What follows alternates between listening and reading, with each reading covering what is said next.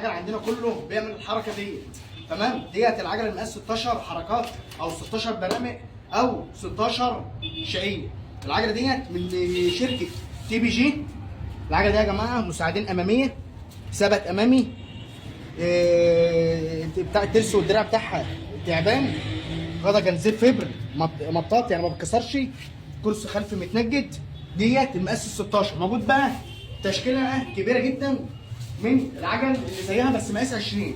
ديت مقاس 20 يا جماعه، نفس الامكانيات ونفس المواصفات بس ملهاش ثبت امامي. ديت من شركه روكت، طبعا غنيه عن التعريف.